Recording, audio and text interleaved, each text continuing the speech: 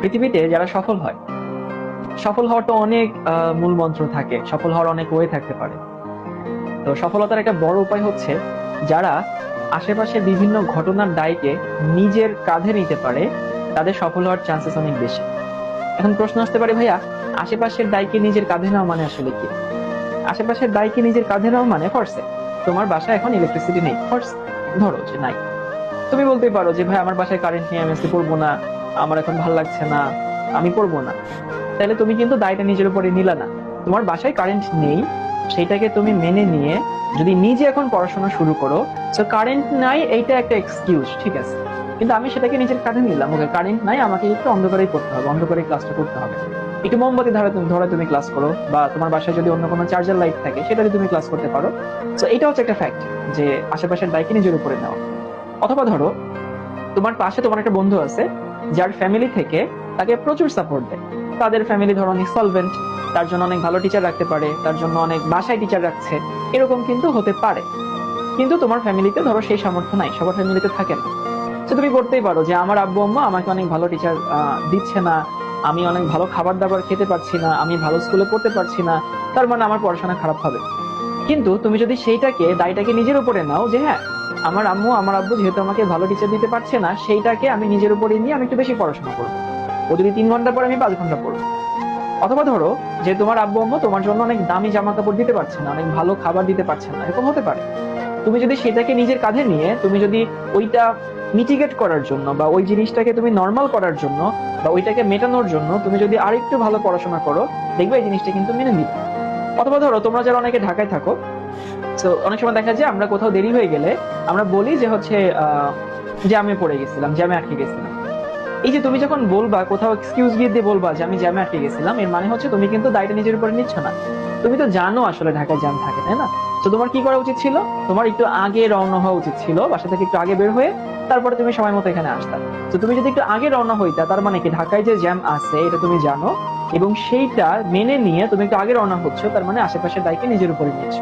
তো এটা একটু মনে রাখবা যে লাইফে যারা শাইন করে, এখানে ম্যাক্সিমাম মানুষ এবং বিভিন্ন প্রতিবন্ধকতা আমাদের থাকে, বিভিন্ন লিমিটেশন থাকে, এইগুলো কিন্তু আমরা আমাদের হাতে থাকে না আর কি। So আমরা পরিশ্রম দিয়ে ওইটাকে আসলে মিটিগেট করতে পারি।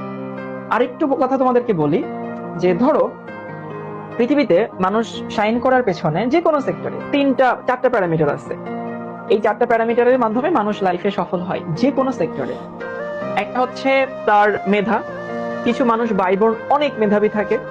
তার পরিশ্রম, পরিশ্রম দিয়ে মানুষ লাইফে শাইন করতে পারে।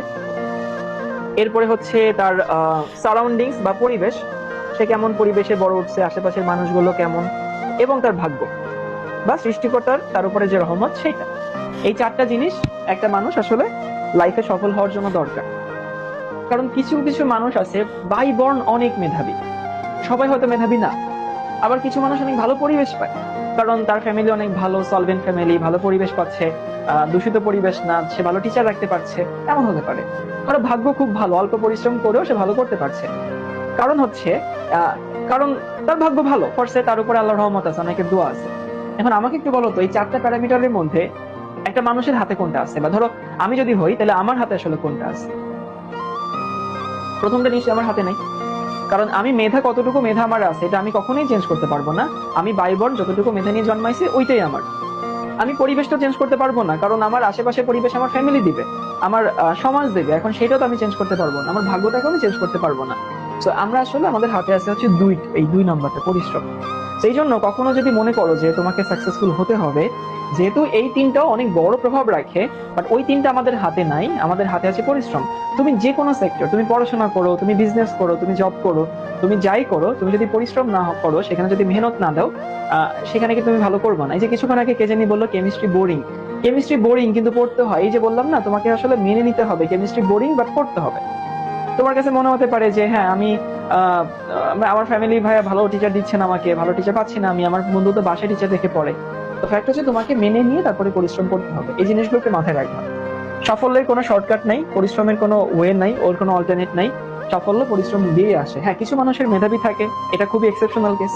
কিছু মানুষের পরিবেশ অনেক ভালো থাকে, সেটাও খুবই এক্সেপশনাল কেস। কিছু মানুষের ভাগ্য অনেক ভালো থাকে, সেটাও এক্সেপশনাল কেস। বাট দিন শেষে দেখবা পৃথিবীতে যারা সফল হয়েছে ম্যাক্সিমাম মানুষ আসলে পরিশ্রম ছিল। ওকে।